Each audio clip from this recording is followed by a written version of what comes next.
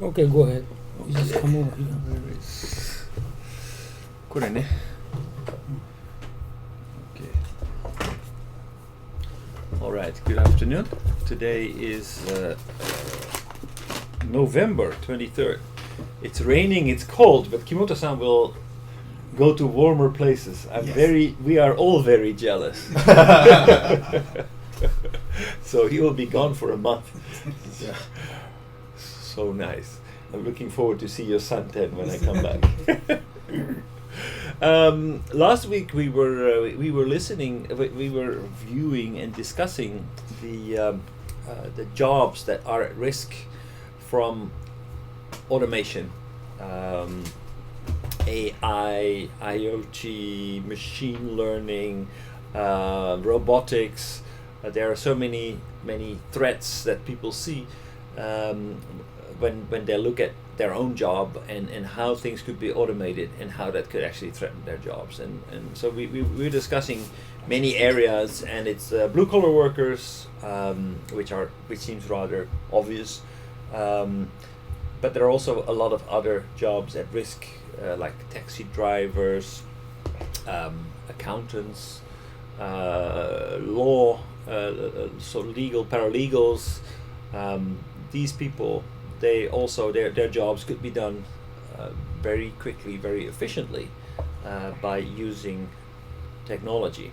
And so what the conclusion was last week, that basically it looks a little bit gloomy. There are a lot of people at risk, and when we look back at earlier days when we were discussing the political situation and the fact and the economic situation, whereas in first world countries, OECD countries, we see that the middle class is disappearing, the upper class is actually getting wealthier and wealthier, and there is a much the divide is actually widening. Automation is quite likely to widen this gap, because more people will lose their job. So what are we going to do? How are we going to fix it? What can we do? So we have been talking about taxes, about universal basic income, about other measures that we could take to actually restore that balance and fix these movements.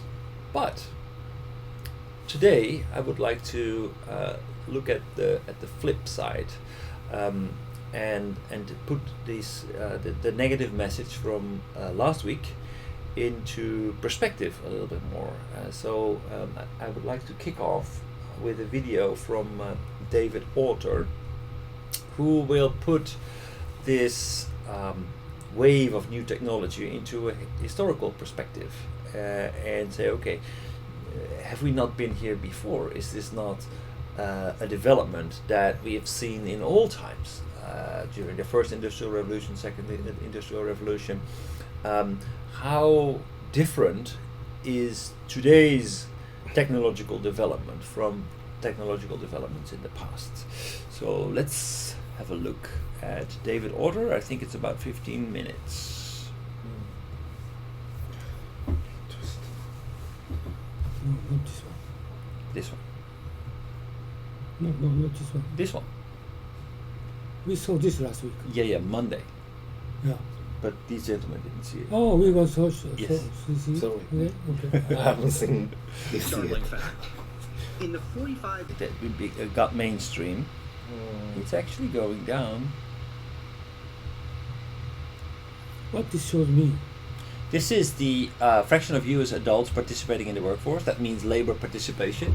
So which percentage of the U.S. Of all the people in the USA are actually employed? Just the people what are doing. They're working as mothers, or they're looking after their parents, or they're just retired, or in school.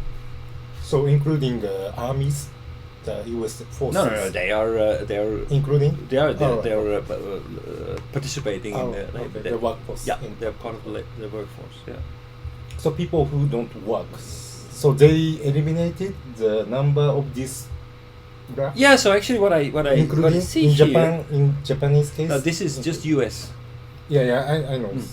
So basically, what this means is that actually, in spite of automation, in favor that's happened in the industrial era, we see that more and more a bigger percentage of the labor force of the people in the United States got a job. Why they are increasing since 1950? So that's the paradox. How come that basically we are capable of automating work? So, for example, when we used to make a car, it was very much manual process. A lot of labor was involved. Then we started to automate it with the conveyor belt production methods, and actually we see that even though that would cut a lot of labor, actual the number of laborers, the participation started to increase. How come? That's the central question. Well, you already saw the video, so you know the answer, right? No, I don't know. It was early on Monday. Comedy. Well, actually, because there were two reasons, right? And I think one of the most important reasons is this creates wealth, and wealth creates demand, and demand needs to be fulfilled. So people actually we started to produce more cars, and people got richer because of automation. Then they were able to buy these cars. So actually, it was growing. The same thing about the ATM. Why with the when the ATM started to come into existence, you would expect that banks would start to employ fewer people. The reverse happened because of the ATM, the banks managed to cut costs, which made it more profitable to open more branches. So they were opening more branches, but people, instead of just handing out money, they started to do different things. They were selling insurance. They were selling mortgages. They just started to do different things. Banks still hired people, but they just started to do different The things. reason why this is 1950, 60, 70, increasing workforce. Yeah, because actually economic growth. Why before World War II there are workers was half of people? Well, I think one of the big reasons is emancipation. Sorry, please again. Emancipation. Eman- Emancipation means the women were supposed to stay at home after they worked. After they got married, they were supposed to stay at home, look after the kids, and doing household took a lot of manual labor. Right, so they didn't have washing machines. They didn't have this, that, and the other. So doing a laundry was not a matter of just pushing a button and then come back and just put it on the. You just place. yeah. So that's why. So you needed to do a lot more work, and there were many more people were involved Why in now is agriculture. declining workforce? Yeah, well, that's actually interesting because he completely ignores that. He shows this graph very quickly and then moves on. But actually, this is interesting. Why is it actually decreasing since 1995? Well, I think maybe this could be due to A little bit, 2%. yeah, 2%. But still, it's decreasing. It could be due to actually automation and business process outsourcing. So you mean the many manufacturers try to move to the factory to other countries, Yes. like Yeah. Asia. So Yes. that's why. Yeah, That's right. So I think in the US, it's my assumption. yeah. Yeah. So it means like the American car industry used to be very very big. That Yeah. mean right? Yeah. So it used to be very, very big. It's still very, very big. Ah. But actually, the brand is American. The production is global. Because of internet, because of global legislation, because of reduction in tariffs, it became much easier to outsource production to countries, lower cost countries. So what you see is that the car industry is by example, probably the most globalized industry in the world. So every manufacturer is making cars like across the world. I'm not 100% sure about Toyota, about Mitsubishi, Nissan, the Japanese car manufacturers, but Yeah. all the European brands like BMW, Mercedes, etc., they source worldwide. Not Mhm. only in Germany, Oh, yeah, they exactly. source worldwide. The same is true for the American car industry. Mm. So the brand is American, just like Apple. Apple is an American brand, but actually only the design and marketing is American.